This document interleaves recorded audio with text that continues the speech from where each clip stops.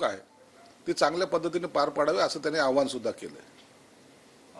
9 तारखेला चंद्रपूरमध्ये एकनाथ खडसे यांचा भाजपमध्ये पक्षप्रवेश होतोय. गुढीपाडव्याच्या दिनानिमित्त हा पक्षप्रवेश होतोय. काय म्हणाल?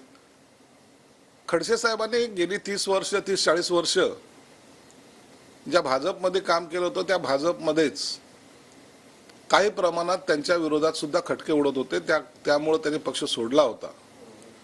परंतु आता त्या पक्षामध्ये कदाचित सर्व पदाधिकाऱ्यांचं किंवा नेत्यांचं एकमत झालं असावं म्हणून पुन्हा घर वापसीचा निर्णय खडसे साहेबांनी घेतला असावा. त्यांचं पक्षाशी असलेलं योगदान लक्षात घेता ते निश्चितच भाजपच्या या सगळ्या संघटनात्मक बाबीसाठी उपयोगी ठरतील असं माझं मत आहे. म्हणून त्यांचं आम्ही सुद्धा स्वागत करतो. नाना पटोले यांनी म्हटलं की प्रकाश आंबेडकरांकडे आम्ही प्रस्ताव दिलाय, त्यांनी निर्णय घ्यायचे, 3 वाजेपर्यंतची वेळ दिली. नाना पटोले कोणत्या प्रकाश आंबेडकरला वेळ देणारा? नाना पटोलेला स्वतःच आता अस्तित्व थोडं कमी होत चाललेलं आहे. त्यांनाच पक्षामध्ये किती स्थान आहे हे त्यांनी पहिलं पाहिलं पाहिजे. दुसऱ्याला कसले कट ऑफ टाइम देता येते? 3 वाजेपर्यंत आले तर बघा नसता आम्ही आमचा निर्णय घेऊ. तुम्ही निर्णय घ्यायला तुम्ही मोकळे आहात. त्यांनी कुठं तुम्हाला सांगितलं आम्हाला वेळ द्या आम्ही विचार करतो? म्हणून हे वंचित हे काँग्रेस बरोबर किंवा राष्ट्रवादी बरोबर जाणार नाही, उबाठा बरोबर जाणार नाही.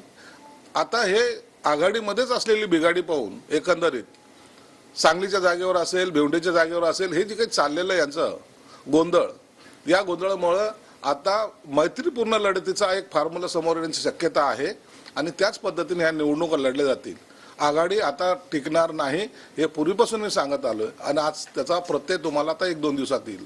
भिवंडी आणि कल्याणमध्ये सध्या चाललंय काय? कारण शिवसेना आणि भाजपमध्ये तणावाची परिस्थिती असं बोललं जात आहे.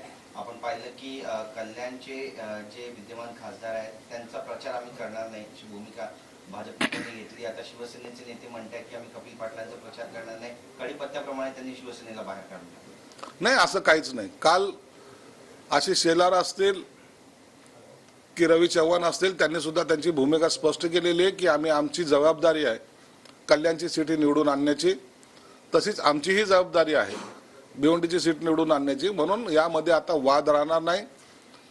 जे कार्यकर्ते तिकीट मिळण्याच्या पूर्वी आपल्याला तिकीट मिळावं म्हणून आग्रही होते, आता ते सर्वजण महायुतीचा प्रचार करतील. आता कोणताही वाद त्या ठिकाणी येणार नाही. हा सर्व वाद आता संपुष्टात आलेला आहे. रत्नागिरी, सिंधुदुर्ग, पालघर, त्यासोबत छत्रपती संभाजीनगर, ठाणे या सगळ्या जागांसाठी आणि नाशिक या सगळ्या जागांसाठी आमदार सुद्धा कालच्या बैठकीत आक्रमक होते. नाही, वस्तुस्थिती आहे. महायुतीला जर आपल्याला जास्त सीट पाहिजे असतील तर एक सीट ज्याला आपण महत्वाची म्हणतो, मग नाशिक का नाही? आज नाशिकची परिस्थिती अशी आहे की हेमंत गोडसेने फॉर्म भरला तर तो विजय घोषित झाल्याचं इतकं चित्र स्पष्ट असताना ती जागा का सोडावी?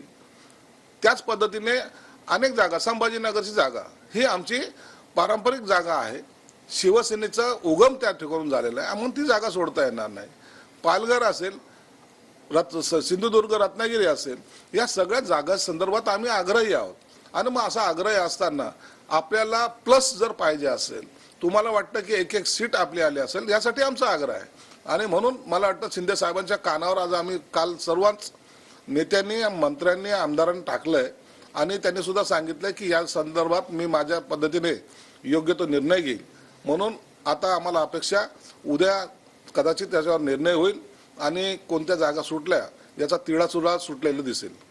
शिवसेना उभाटा पक्षाकडून सुद्धा लोकसभेसाठी जोरदार तयारी सुरू आहे. काही टीजर त्यांनी सुद्धा लॉन्च केले, ज्यामध्ये लेकीबाईच्या सुरक्षेसाठी ठाकरेंची मशाल अशा आशयाचा हा टीजर आहे. याबद्दल काय म्हणतो? लेकीबाळीच्या सुरक्षितेचा टीजर करताना दिशा साल्यांना श्रद्धांजली व्हा आणि मग त्या टीजरचं ओपनिंग करा. कदाचित मागच्या घटना ते विसरले असतील, परंतु ह्या सर्व महाराष्ट्राच्या जनतेला माहिती आहे लेकीबाळीच्या सुरक्षा नाही तर त्यांचा जीव घेण्याचं काम यांनी केलेलं आहे. म्हणून अशा टीजरवर लोक विश्वास ठेवणार नाहीत.